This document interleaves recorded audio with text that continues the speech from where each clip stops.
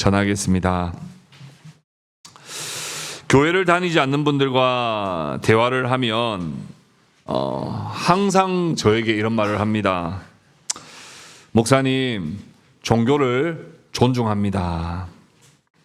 사람이 살다 보면 힘들 때 의지할 곳이 필요하잖아요.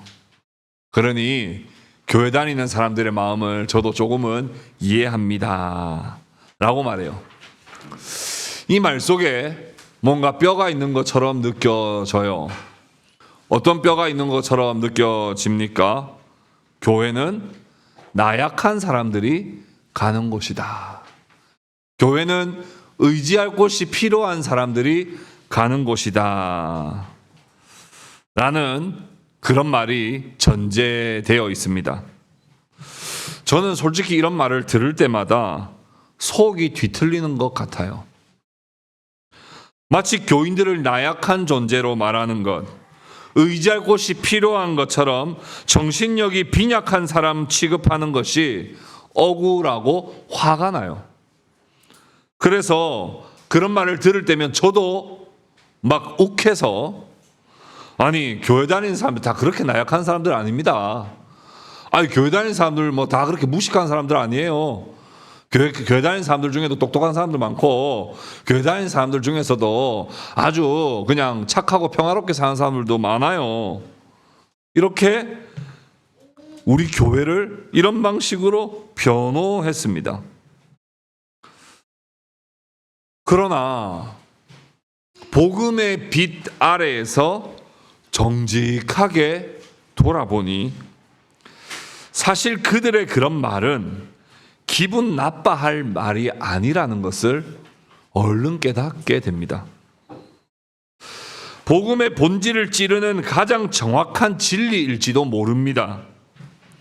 성경은 시종일관 인간이 얼마나 비참한 존재이며, 인간이 얼마나 무지하며, 인간이 얼마나 나약한 존재인지를 폭로하고 있지요. 우리는 단 한순간도 스스로를 구원할 수 없으며 주님 없이는 아무런 소망이 없습니다 라고 고백하는 사람들이어야 합니다. 인간의 삶은 본질적으로 슬픔과 절망에 놓여 있기 때문입니다. 그러니 그런 말을 들을 때에 애써 부정하려 할 필요가 없는 것이죠. 교회 다니는 사람들 중에 똑똑한 사람들 얼마나 많은데요. 뭐 이런 직책에 있는 사람도 있고, 저런 직급에 올라가 있는 사람도 있고, 뭐 교수님도 있고, 뭐 이런 말 할 필요가 없는 거죠. 인간은 누구나 다 나약하고, 인간은 다 슬픔과 절망 가운데 있는 존재이기 때문에 맞습니다. 저는 하나님 없이는 살 수 없는 존재입니다. 그래서 교회 갑니다. 어쩌면 그 말이 기분 나빠하는 것 자체가 우리가 복음을 우회하려 하는, 복음을 우리가 오히려 피해가려 하는 말일지도 모르겠다는 거예요. 오히려 세상 사람들은 하나님 없이도 괜찮은 것처럼 자신의 온갖 수치를 학력으로도 가려보고, 재산으로도 가려보고, 멋진 차를 뽑음으로써 그걸로 가려보고, 멋지고 좋은 가방을 두고 다님으로써 나 그렇게 부족한 사람 아니야, 나 그렇게 불쌍한 사람 아니야 라고 하는 걸 스스로가 가리려고 할 뿐이지, 사실 그들도 하나님 없이는 아무런 소망이 없는 사람들이거든요. 그래서 그것을 아는 자와 모르는 자로 나뉘어질 뿐이지, 우리가 더 우월한 자도 아니요, 우리가 더 착한 사람도 아니요, 우리가 더 똑똑한 사람도 아닌 것이죠. 인간 모두가 하나님 은혜 없이는 살 수 없는 전적 타락한 존재일 뿐입니다. 그러므로 성도 여러분, 우리가 그렇게 나약하지 않다는 것을 세상에 증명하려 애쓰는 것은 오히려 복음과 멀어지는 이야기입니다. 교회는 문제없는 사람들의 모임, 상식적인 사람들의 모임이 아니라 그리스도가 아니면 단 한순간도 살 수 없는 사람들의 모임이요, 주님의 은혜가 없으면 난 비참한 존재입니다 라고 고백하는 자들의 모임인 것입니다. 오늘 본문에 마리아는 슬피 울고 있습니다. 통곡하고 있습니다. 이 마리아의 눈물은 그저 일시적인 눈물이 아니라 인간이 처해 있는 가장 근본적인 슬픔과 절망과 통곡의 상태가 어떤 상태인지를 잘 보여주는 눈물입니다. 그리고 그 마리아에게 친히 찾아오시는 이야기가 오늘 요한복음의 이야기입니다.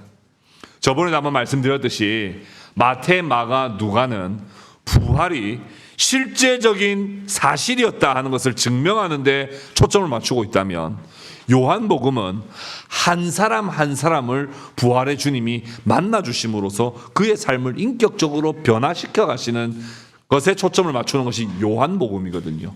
오늘은 이 마리아를 만나서 마리아야 말씀하시는 그 주님의 말씀을 함께 살펴보려고 합니다. 마리아야 라고 하시는 그 부르심이 오늘 우리 모두에게도 지아야 예람아 부르시는 그 주님의 음성으로 여러분들 받으시는 복된 시간 될 수 있기를 주님의 이름으로 축복합니다. 아멘. 첫 번째, 인간이 처해 있는 상황은 기본적으로 슬픔과 무지라고 하는 인간의 실존입니다. 오늘 본문 11절 말씀 보시면 우리 11절 말씀을 우리 같이 함께 읽어보겠습니다. 우리 같이 함께 목소리를 맞춰서 우리 한번 같이 읽어보도록 하겠습니다. 11절 말씀입니다. 같이 읽겠습니다. 시작. 마리아는 무덤 밖에 서서 울고 있더니 울면서 구부려 무덤 안을 들여다 보니. 마리아가 무덤 밖에 서서 울고 있습니다. 우리 지지난주에 우리 말씀은 어떤 상황이었습니까? 마리아가 빈 무덤을 보고 베드로와 요한에게 찾아가서 예수님의 시체가 사라졌다 하는 것을 알렸고 베드로와 요한이 얼른 무덤으로 찾아왔죠. 누가 더 빨리 왔다 그랬죠? 둘 중에 하나잖아요. 베드로, 요한 누가 더 빨리 왔다 그랬죠? 요한이 더 빨리 왔다 그랬죠. 많은 사람들이 추측하기를 왜요? 베드로보다 요한이 젊어서 이렇게 뭐 많은 정확하지는 않습니다. 근데 아무튼 요한이 먼저 도착했대요. 근데 베드로가 그 다음에 따라 도착했죠. 근데 먼저 들어가 본 건 누구예요? 베드로. 왜요? 그 기질이 그거 뭐 그냥 그 참고 신중하고 이런 스타일이 아니에요. 그냥 뭔데 빨리 들어가 보자고 바로 딱 들어가는 스타일이 베드로입니다. 자, 베드로와 요한은 봤는데 예수님의 시체가 없는 것을 봤습니다. 그리고 그것을 보고 믿었더라 했지만 그것은 예수님의 시체가 사라졌다는 것에 대한 인정이었고 또 어느 정도는 이게 도난은 아니겠다 하는 느낌이었지만 말씀을 근거로 한 믿음은 아니었다. 감각에 의존한 믿음이었다 하는 거 기억나시나요? 예, 기억하실 거라고 생각합니다. 그리고 집으로 돌아갔더라. 베드로와 요한은 집으로 돌아갔습니다. 그런데 베드로와 요한이 집으로 돌아가자마자 이제 다시 마리아가 무덤으로 또 온 거예요. 그리고는 무덤 밖에서 슬피 울고 있는 것입니다. 베드로와 요한에게 이 무덤은 당장 예수님의 시체가 사라졌나 안 사라졌나 확인해야 할 정보의 장소였습니다. 그러나 마리아는 사랑하는 주님을 잃어버린 절망의 장소였거든요. 그러니 다시 찾아왔습니다. 그리고 예수님의 시체가 없는 것을 보고 밖에서 그저 슬피 우는 거예요. 마리아는 무덤 곁에 서 있었다라고 하는 헬라어 원어 이스테케이라는 말은 미완료 시제를 말해요. 그러니 잠시 서 있었다라는 말이 아니고 그 자리를 떠날 수가 없었다는 말이에요. 내가 사랑하는 주님이 사라진 이 자리, 내가 나를 사랑하신 그 주님을 잃어버린 그 자리에서는 왜 없지? 누가 가져갔나? 하고 집으로 돌아갈 수가 없었다는 거예요. 그 자리에서 떠날 수가 없었다는 말입니다. 여기에서 울고 있다라는 헬라어 원어 클라이오라는 이 단어는 단순히 눈물을 훔치다 이런 표현이 아니라 창자가 끊어지는 듯한 고통을 느끼며 울부짖는 통곡을 말해요. 그냥 어디 가신 거야? 진짜 서운하게 이런 게 아니라 창자가 끊어지는 듯한 그 고통을 느끼며 울부짖는 그 고통이에요. 그 고통스러운 눈물, 클라이오, 이것은 바로 인간의 삶 전체를 이야기하시는 것이죠. 인간은 누구나 이런 고통 속에 놓여 있습니다. 성경에 이런 다양한 표현들이 나와 있는데요. 몇 가지만 한번 살펴봅시다. 마태복음 2장 18절이에요. 자, 마태복음 2장 18절. 마태복음 2장 18절. 우리 큰 소리로 같이 읽으실 텐데 제가 딱 보니까 좀 졸리는 분이 몇 분 계세요. 이제부터 졸리는 분에게 일어나서 읽으라고 하겠습니다. 자, 마태복음 2장 18절 같이 읽어보겠습니다. 시작.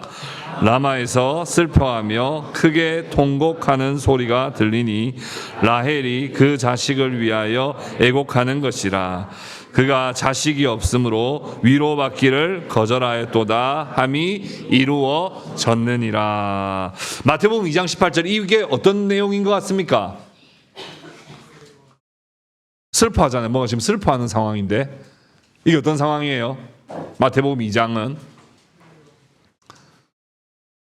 헤롯 대왕이 예수님이 나셨다는 소식을 동방박사들에게 듣고 와서 알려주시오 했는데 동방박사들이 왔습니까? 안 왔습니까?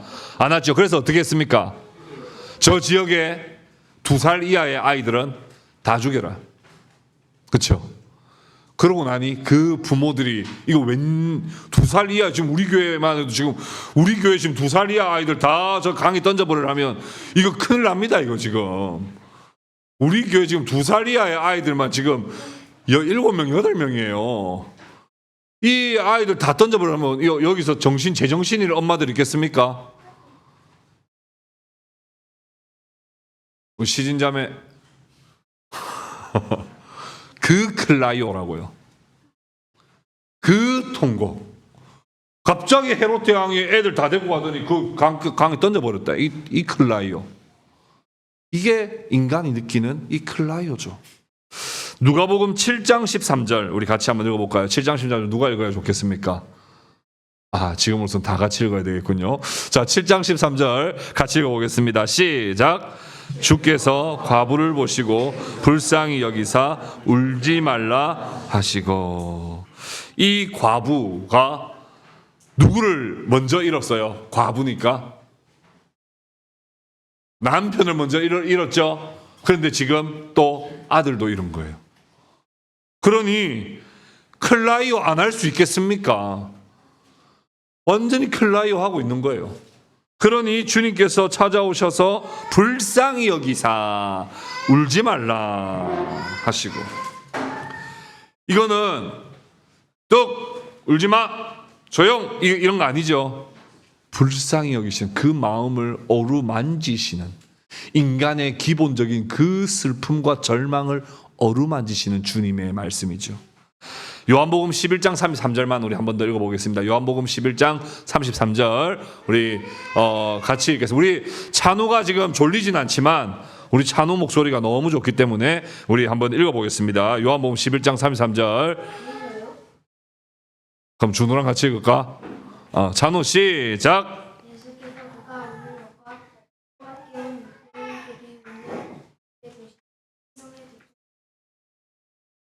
아멘. 예수께서 그가 우는 것과 또 함께 온 유대인들이 우는 것을 보시고, 요거는 어떤 말씀이에요? 요한복음 11장은 그럼 요한복음 이제 거의 다 보셨기 때문에 11장이랑 바로 탁탁 튀어나와야 되는데, 나사로죠. 나사로가 죽자 오라비가 죽자 마르다와 마리아가 통곡하는 장면입니다. 근데 마리아와 마르다만 통곡하는 것이 아니라 그와 함께 친했던 모든 사람들이 다 통곡클라이오 하고 있어요. 그래서 예수님께서 비통히 여기시고 불쌍히 여기셔서 가시는 것이죠. 이처럼 인간은 스스로 해결할 수 있는 것이 거의 없어요. 특히 이 죄의 문제를 인간 스스로가 해결할 수 없습니다. 여러분, 나 죄 안 지어야지 지난주에도 다짐하셨죠? 됩니까? 안 돼요. 이번 한 주 동안에도 말씀과 기도로 살아야지 됩니까? 안 된다고요. 인간은 스스로 자신의 죄와 허물을, 자신의 비참함과 슬픔을 극복해낼 힘이 없단 말입니다. 오늘 본문의 막달라 마리아는 왜 이렇게 처절하게 울고 있습니까? 그녀가 7 귀신에 들려 비참하게 살고 있을 때 예수님께서 그 7 귀신을 쫓아내 주시고 예수님께서 마리아를 불쌍히 여기시고 사랑해 주셨단 말이에요.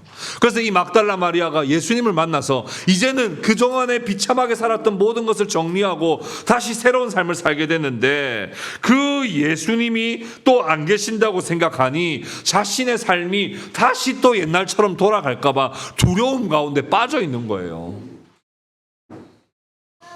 그 염려와 슬픔 가운데 빠져서 지금 통곡하며 클라이오 하고 있는 것입니다.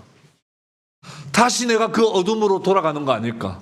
내가 빛으로 나왔는데, 내가 예수님을 만나고 빛을 보게 됐는데 내가 다시 그 어둠으로 들어가면 어떡하나 하며 통곡하고 클라이오 하고 있는 것입니다. 단순히 시신을 잃어버린 슬픔이 아니라 자신의 존재적 기반이 뿌리채 뽑혀버린, 자신의 인생에 의지할 그 무엇인가가 사라져버린 실존적인 절망이에요. 존재적인 통곡인 것입니다. 마리아가 울면서 몸을 구부려 무덤 속을 들여다봤습니다. 근데 그 속에 들어가 보니까 흰 옷을 입은 2 천사가 앉아 있었습니다. 그런데 놀라운 것은 마리아의 반응이에요. 마리아가 어떻게 반응을 합니까? 전혀 놀라지 않아요.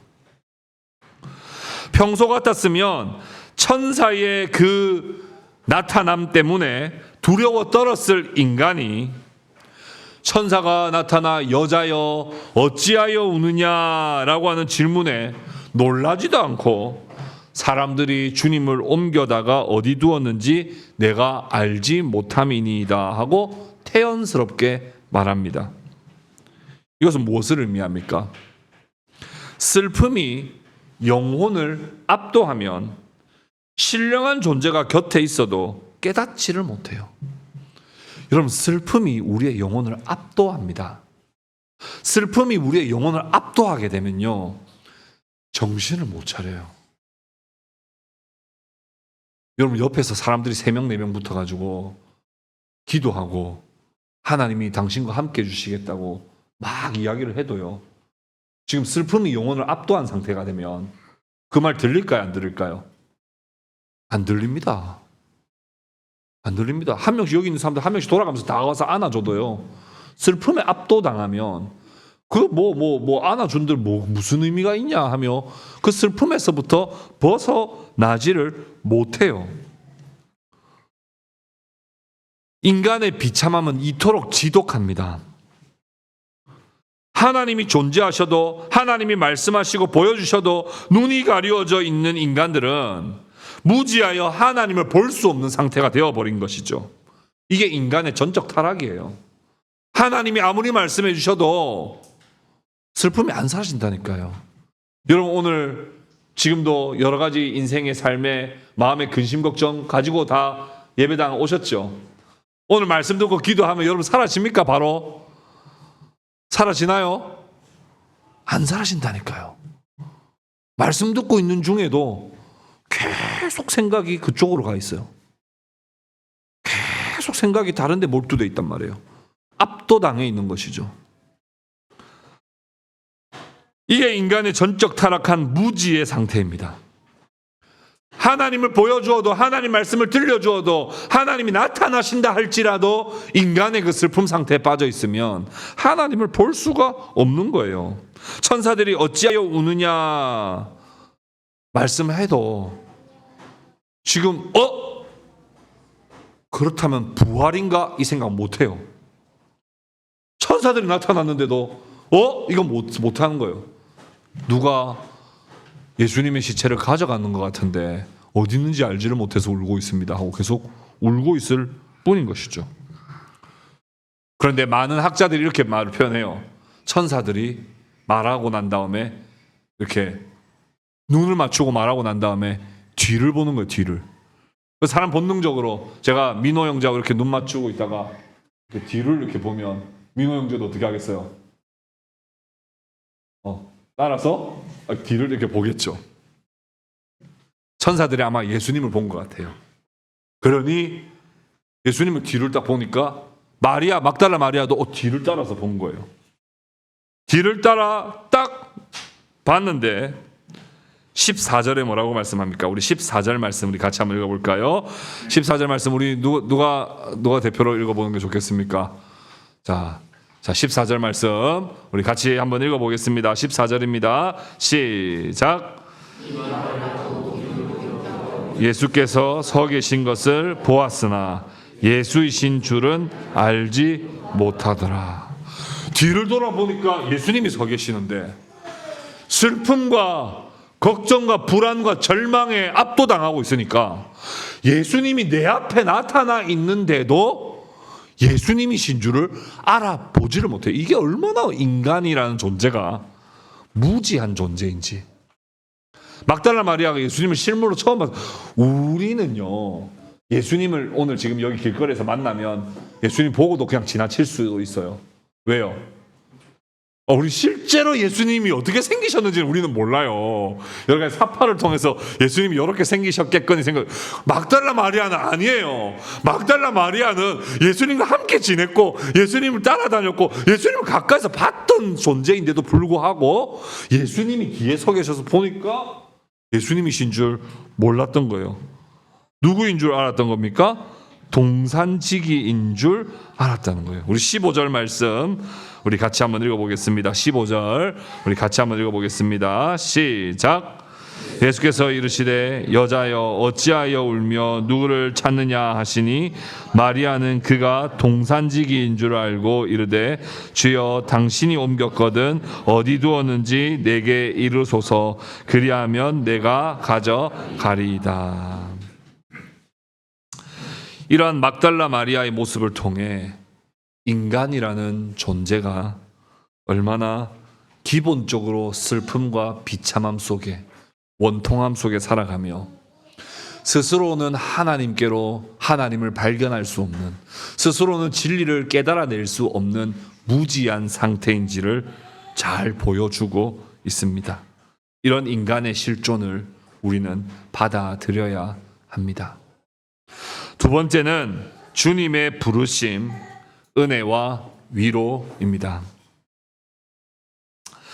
우리 15절에서 살펴봤던 것과 같이 여자여 어찌하여 울며 누구를 찾느냐 라고 예수께서 말씀하셨지만 마리아는 동산지기로 착각합니다.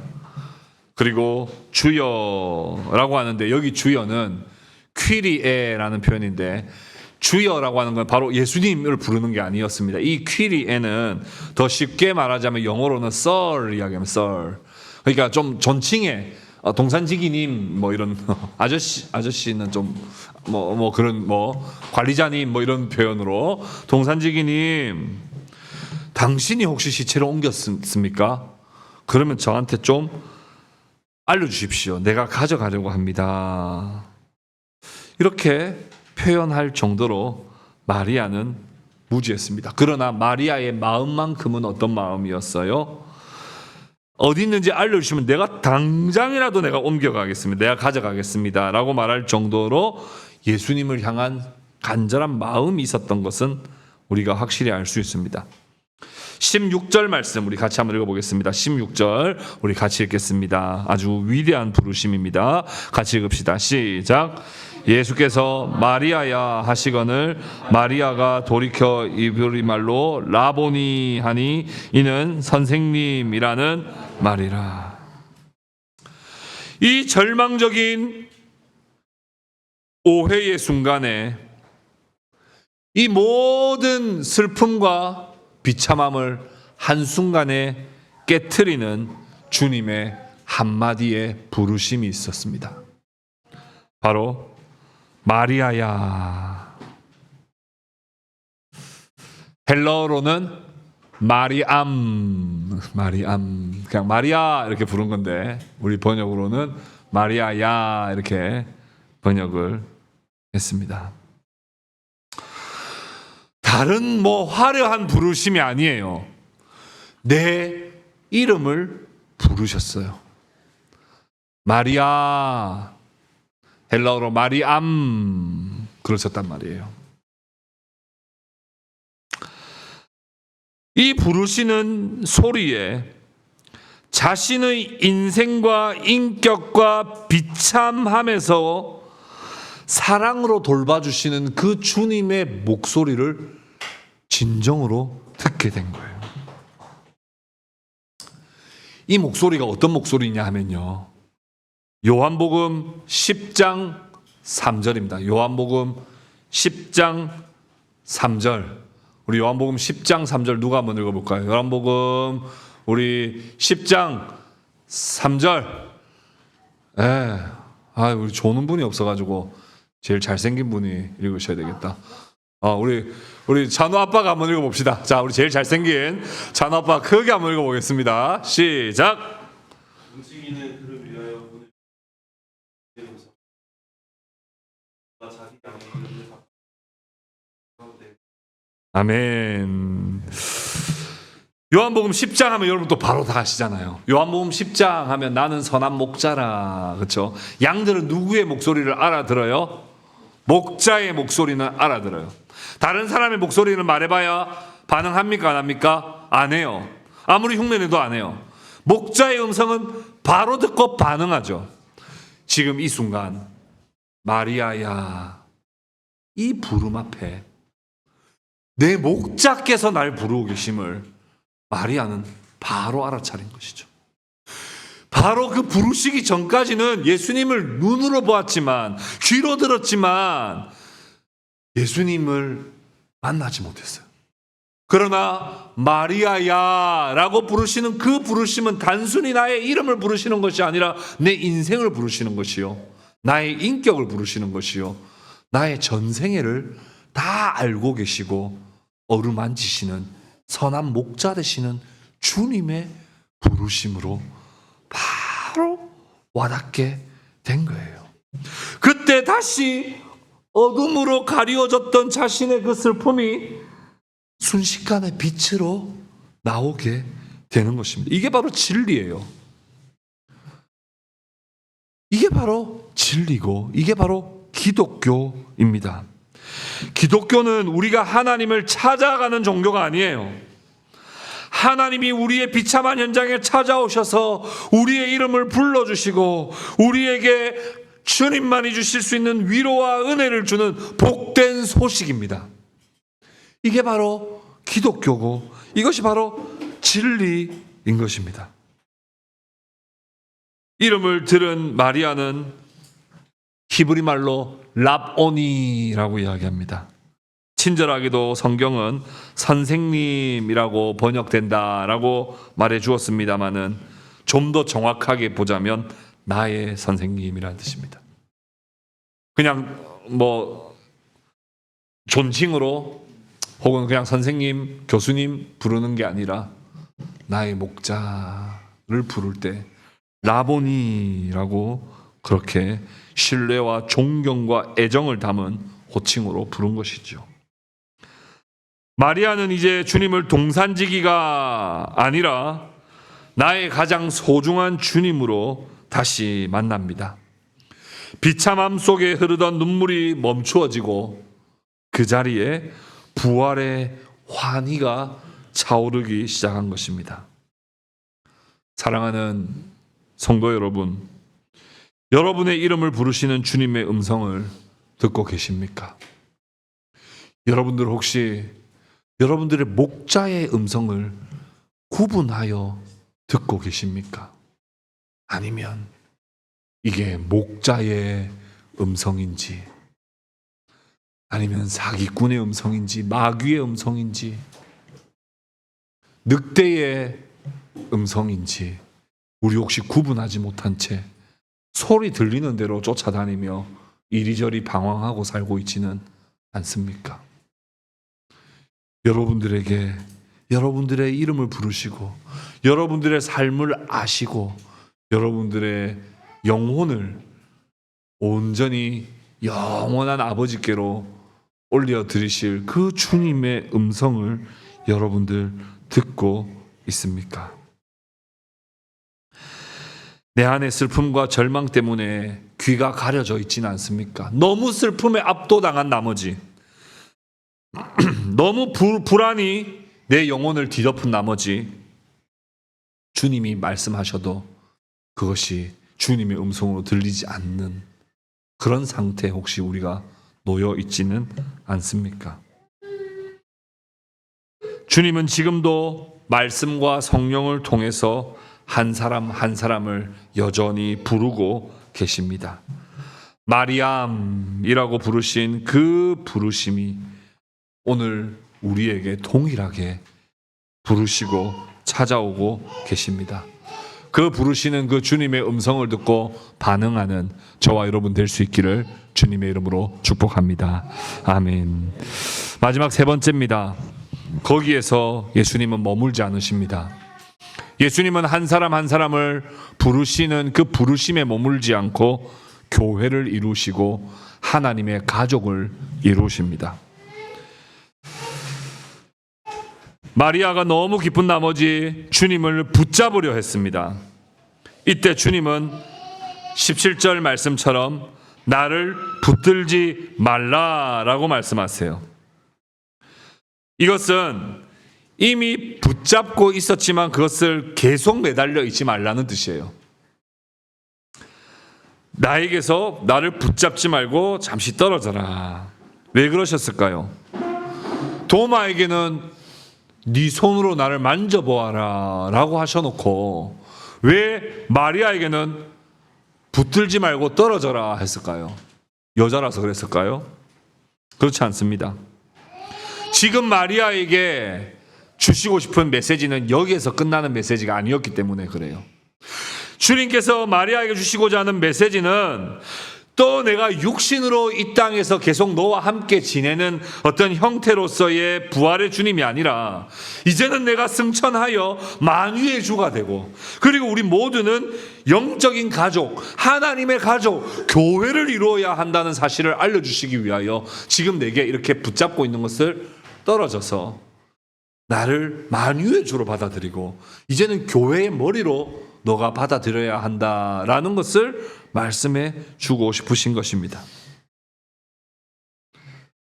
뿐만 아니라 여기 지금 매달려 있을 것이 아니고 빨리 가서 이 복된 소식을 전하라 하는 것입니다. 이것이 바로 교회를 향한 하나님의 부르심입니다. 주님은 마리아에게 사명을 주십니다. 우리 17절 말씀 우리 보자 누가 읽으면 좋겠습니까? 우리 17절 말씀 제일 잘생긴 사람이 한번 읽었으니까 이제 제일 예쁜 사람이 한번 읽어야 되겠죠. 자, 우리 지아가 한번 크게 한번 읽어보겠습니다. 우리 교회에서 제일 예쁜 우리 지아가 자 크게 한번 우리 17절 한번 읽어보겠습니다. 시작.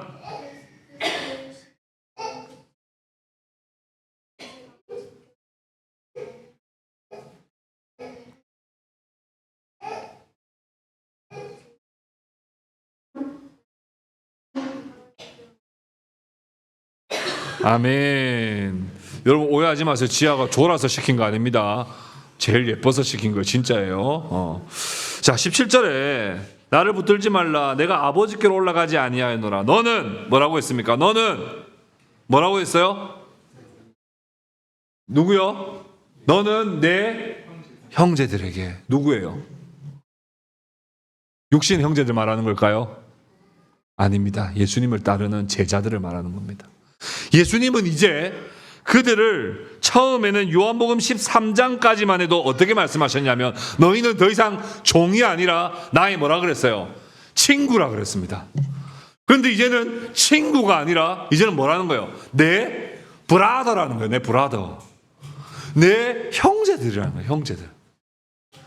예수님이 지금 부활하신 사건은 도대체 뭘 말하고 싶으신 거예요? 내가 죽었다 살아났다 깜짝 쇼 짜자잔 이거 말하는 거 아니라는 거죠. 내가 부활한 것은 이제는 교회를 이루어 너희들이 나의 가족. 예수님이 하나님 아버지의 맏아들이시라고 한다면 너희는 이제 나의 형제가 되어 내가 아버지라 부르는 그분을 향하여 너희도 뭐라고요? 내 아버지라고 부르고 내 하나님이라고 부르는 그 하나님을 향하여 너희도 너희의 하나님이 되게 하려고 내가 부활하였다. 이 복된 소식을 전하여라 라고 말씀하고 있는 것이죠. 이것은 인류 역사상 가장 놀라운 신분의 변화입니다. 죄로 인해 비참하게 살았던 우리가 부활하신 그리스도로 말미암아 하나님의 자녀가 되었고 하나님의 맏아들이신 예수 그리스도의 형제가 된 것입니다. 예수님의 아버지가 이제 우리의 아버지가 되셨습니다. 우리는 정말 나약한 자였어요. 그래서 세상 사람들이 교회는 나약한 사람들이나 가는 것이지요. 정확한 표현입니다. 조금도 변명할 것도 없고 조금도 욱할 일도 없는 정확한 표현입니다. 그러나 우리는 나약한 자였지만 예수님을 믿고 이제는 하나님의 자녀가 되었고 하나님을 아버지라 부르는 공동 상속자가 되었고 우리의 슬픔은 기쁨으로 변화된 새로운 존재가 되었다는 거예요. 히브리서 2장 11절 우리 한 번 더 같이 한번 읽어보겠습니다. 히브리서 2장 11절 우리 목소리가 제일 좋은 분 전호사님 한번 읽어볼까요? 자, 우리 전사님 목소리 제일 좋으니까 한번 읽어보겠습니다. 시작. 거룩하게 하시는 이와 거룩하게 함을 입은 자들 너네서 난지라 그러므로 형제가 부르시기를 부러워하지. 아멘. 거룩하게 하시는 이와 거룩하게 함을 입은 자들이 다 한 근원에서 났다는 거예요. 그래서 이제는 형제라 부르기를 부끄러워하지 않는다는 거예요. 아, 저도요. 초등학교 5학년 때까지만 해도요. 여자 동생 손잡고 학교 다녔어요. 근데 6학년쯤 되고 이제 중학교 가니까 이제 길거리에서 만나도 아는 척도 안 하고 동생 뭐 내 동생 네 동생 하는 것도 진짜 싫고 이제 막 서로 이제 경쟁자 같고 막 다른 존재 같고 딴 집에 살았으면 좋겠고 막 이런 사춘기가 오니까 막 그렇게 되더라고. 근데 우리 얼마나 부족해요, 그렇죠? 그래서 우리 형제 중에 정말 부족하거나 혹은 장애가 있거나 혹은 어떤 큰 결핍이 있을 때 우리 인간적인 마음에는 형제라고 말하기가 참 좀 부끄럽다 이런 말도 생각도 드는 것이 사실이잖아요. 근데 우리같이 부족하고 연약한 자들을 형제라고 부르기를 전혀 우리 주님은 부끄러워하지 않는다고요. 왜요? 나의 피로 그들을 씻겨 그들을 온전한 하나님의 자녀로 만들어가고 계시기 때문에 우리가 비록 넘어지지만 우리가 비록 나약하지만 우리를 형제라 부르기를 부끄러워하지 않고 아버지께 가서 뭐라고 기도하는 거예요? 내 자매 현미님, 내 자매 나라님이라고 부르며 내 자매라고 내 형제로 우리 주님은 부르시고 기도하신다는 거예요. 교회는 바로 그런 곳입니다. 하나님의 그 영광스러운 가족이 되는 것이요 그 영광에 참여하게 되는 것입니다. 여러분들에게 교회는 어떤 의미입니까? 말씀을 맺겠습니다. 정리합시다. 사랑하는 교우 여러분, 여전히 세상의 시선이 두려워 자신의 나약함을 숨기려 애쓰고 계십니까? 교회 다니는 사람은 이만큼 잘 산다, 교회 다니는 사람은 이만큼 강하다, 이런 거 증명하고 싶어 하십니까? 그런 헛된 수고를 멈추십시오. 우리는 나약한 존재가 맞습니다. 우린 주님 없이는 단 하루도 소망을 품을 수 없는 비참한 존재들이 맞습니다. 그러나 그 비참함을 정직하게 인정하는 자만이 부활의 주님을 만날 수 있습니다. 슬픔에 빠진 마리아를 불쌍히 여기시는 주님이 마리아를 불러주셨기 때문입니다. 주님은 지금도 인생의 텅 빈 무덤 곁에서 울고 있는 저와 여러분들을 불러주십니다. 그리고 우리 등 뒤에 서 계십니다. 등 뒤를 보십시오. 그 주님께서 우리 곁에 서셔서 마리아야, 우리의 이름을 부르시며 태웅아 불러주시는 것입니다. 그리고 우리를 저 멀리 있는 이웃으로 보지 않으시고 내 형제라고 말씀해 주십니다. 마리아는 이제 무덤 속에 머물지 않았습니다. 그녀는 이제 제자들에게 달려가 외칩니다. 18절의 말씀처럼 내가 주를 보았다. 주께서 내게 이렇게 말씀하셨다 하며 외쳐 증인의 삶을 살아가게 되는 겁니다. 비참함의 상징이었던 막달라 마리아는 예수님 부활의 첫 번째 증인이 되는 것입니다. 내 인생을 바꾸시고 영광스러운 하나님의 가족으로 삼아주신 그 은혜를 외치며 살아가는 인생이 된 것입니다. 부활의 주님께서 새로운 창조를 하십니다. 완전히 새로운 삶을 우리에게 주십니다. 그 부활을 믿으십시오. 그리고 그 부활의 주님의 부르시는 음성에 듣고 반응하십시오. 여러분 가운데 비참함과 슬픔과 절망이 사라지고 복음 안에서 주시는 참된 행복과 자유를 누리게 될 것입니다. 기도하겠습니다.